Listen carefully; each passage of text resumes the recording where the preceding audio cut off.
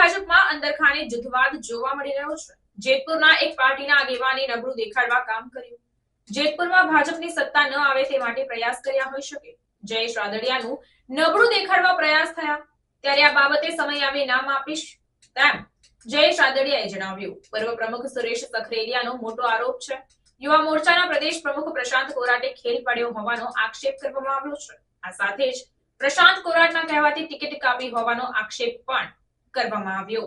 આજરોજ અમારા ધારાસભ્ય જયેશભાઈ રાદડિયાની આગેવાનીમાં આજે જ્યારે મીટિંગ મળી છે ત્યારે એમને સમજાવટથી બધા સભ્યો અત્યારે એગ્રી થઈ ગયા છે અને કોઈએ ફોર્મ પાછું ખેંચવાનું નથી। આ રીતના અમારી રણનીતિ નક્કી થઈ છે અને આજથી જ જેતપુર શહેરમાં પ્રચાર કાર્ય ચાલુ કરી દેવામાં આવશે અને જેતપુર શહેરમાંથી ઓછામાં ઓછી આજે જ્યારે 42 સીટ ઉપર ઉમેદવાર ભારતીય જનતા પાર્ટીને લડતા હોય ત્યારે અમે પૂરી તાકાતથી હું અને જયેશભાઈ આ સમગ્ર ચૂંટણીમાં 35 થી 38 સીટ લઈ આવવાના છે। એમાં કોઈ મિનમેક નથી।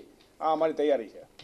સુરેશભાઈ, જે રીતના નામ કમી કરવા જે હટાવવાની વાત હતી પ્રદેશના જ કોઈ જેતપુરના નેતાની, તેની સામે આગામી સમયમાં કાર્યવાહી કરવા માટેની માંગ કે કોઈ કે પછી ચૂંટણી પછી કે પહેલા? એ ચૂંટણી પછી નક્કી થશે। અત્યારે તો કોઈ આવી કોઈ ચર્ચા નથી। એ સમય આવે ત્યારે અમે નક્કી કરીશું। કોણ હોઈ શકે આગેવાન, નામ કહી શકો? અમારા યુવા ભાજપના પ્રમુખ જ છે પ્રશાંતભાઈ કોરાટ। એમાં મારી ટિકિટ કાપવામાં એવો ઈ જ છે। પ્રશાંતભાઈ કોરાટ જ છે।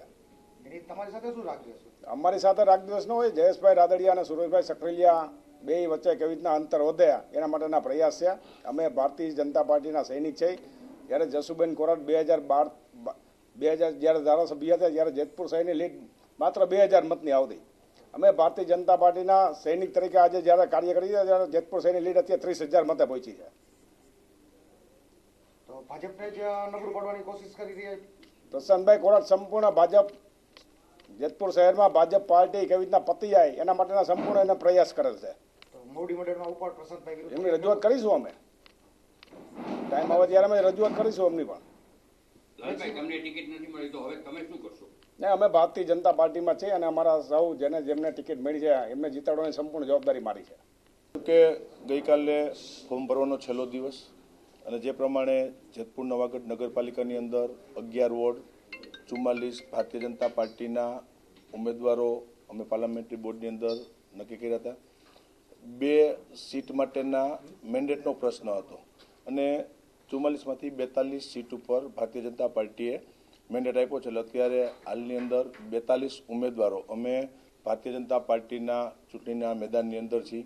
જે કંઈ પ્રશ્ન હતો એ ઘરનું છે, અમારા ઘરની વાત હતી અને બેઠક કરી અને એ વાત પૂર્ણ થઈ છે।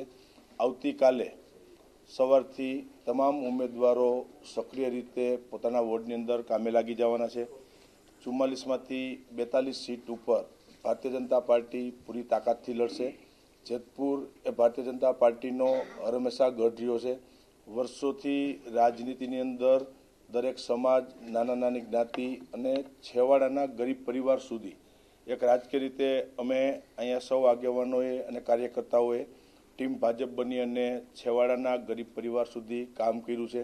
નાના ઘરે એક પ્રસંગ સુધી હાજરી આપવાના પ્રયત્નો કર્યા છે અને એટલા માટે આવનારી ચૂંટણીની અંદર ભારતીય જનતા પાર્ટીનો જ્વલંત વિજય થશે અને ફરીથી જેતપુર નવાગઢ નગરપાલિકાની અંદર ભારતીય જનતા પાર્ટીનું શાસન આવશે। માટે એક ધારાસભ્ય તરીકે મને વિશ્વાસ છે ભારતીય જનતા પાર્ટીના આગેવાનો અને કાર્યકર્તાઓ ઉપર કે પૂરી તાકાતથી ભારતીય જનતા પાર્ટીના એક કાર્યકર્તાઓ વોર્ડમાં કામે લાગી અને ફરીથી નગરપાલિકાની અંદર ભારતીય જનતા પાર્ટીનું શાસન આવશે માટે અમે પ્રયત્નો કરશું। જયેશભાઈ, 42 નામ જાહેર કર્યા, 2 નામ ડિક્લેર નતા કર્યા, તો પહેલેથી જ એવું પ્લાનિંગ કેમ? ઉપરથી કોઈ સૂચના હતી? શું આખું આયોજન?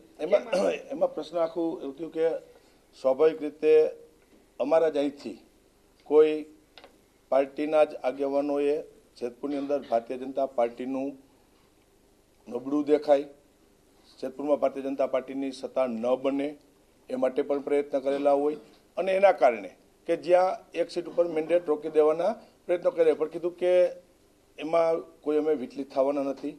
42 સીટ ઉપર મેન્ડેટ મળ્યા છે। 42 સીટ પાર્લામેન્ટરી બોર્ડની અંદર નામ ચર્ચા કરી અને ભારતીય જનતા પાર્ટીના પ્રદેશ મોવડી મંડળ સાથે ચર્ચા કરી અને 42 નામ પર સહમતિ થઈ છે અને એ 42 અમે જે નક્કી કરેલા નામ છે એ 42 ઉમેદવારોને ભારતીય જનતા પાર્ટીએ મેન્ડેટ આપ્યું છે. એટલે પૂરી તાકાતથી કે ક્યાંય ભાજપનું નબળું દેખાય એ માટેના પણ પ્રયત્નો થયા હોય, પણ કીધું એમ કે આ વિસ્તાર ભારતીય જનતા પાર્ટીનો ગઢ્યો છે, કારણ કે છેલ્લી અનેક ચૂંટણીઓનો હું સાક્ષી છું. હું પોતે વિધાનસભાની ચૂંટણી લડતો હોય, નગરપાલિકાની અનેક ચૂંટણીઓ આવી, લોકસભાની પણ ચૂંટણી આવી, જ્યાં અપેક્ષાથી પણ સારું પરિણામ જેતપુર શહેરના મતદાતાઓએ કાયમી ભારતીય જનતા પાર્ટીને આપ્યું છે.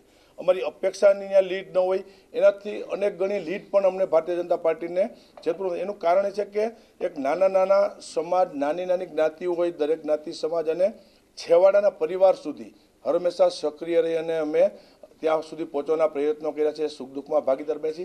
એટલે સામે મતદારો કાયમી માટે રિઝલ્ટ આપ્યું છે. અને આ નગરપાલિકાની ચૂંટણીની અંદર જે કંઈ ઘટનાક્રમ બન્યો, જે કંઈ ન્યૂઝ ચાવ્યા, અને આપણે કીધું કે ક્યાંય પણ વીટલી થયા વગર ભારતીય જનતા પાર્ટીના તમામ કાર્યકર્તાઓ કામે લાગી ગયા છે. અને ફરીથી જેતપુર નવાગઢ નગરપાલિકાની અંદર જે લોકોને અપેક્ષા પણ નહીં હોય, 42-44 સીટ જેમાંથી મેક્સિમમ સીટો ભારતીય જનતા પાર્ટી જીતી અને ફરી પાછું ભારતીય જનતા પાર્ટીનું શાસન અમે લાવશું. જયેશભાઈ, જે રીતના આપે કહ્યું કે પાર્ટીના જ કોઈ કાર્યકર્તાઓ, જે આગેવાનોએ આવું કૃત્ય કર્યું છે, ચૂંટણી બાદ તેની સામે કોઈ કક્ષાએ કાર્યવાહી માટેની માંગ? એટલે કીધું કે આખી નગરપાલિકાની ચૂંટણી કે જ્યાં સંકલન થયું હોય, પાર્લામેન્ટરી બનામ થયા હોય, અને દાખલા તરીકે કીધું કે એક વિખી નાખવાના પ્રયત્નો કરવામાં આવે કે ક્યાંય ભારતીય જનતા પાર્ટીનું અહીંયા નબળું થાય એટલે જયેશભાઈનું નબળું પાડી દેવાનું, એવા પણ પ્રયત્નો થયા હોય ને એના હિસાબે આખી ઘટના પર કીધું કે બીજા તમામ ઉમેદવારો, બધા ઉમેદવારો અહીંયા હાજર છે. એ મારી અત્યારે આખો ટાર્ગેટ નગરપાલિકાની અંદર ભારતીય જનતા પાર્ટીની કેમ વધારે સીટો આવે, ફરીથી અમે નગરપાલિકાની અંદર શાસન આપી શકીએ.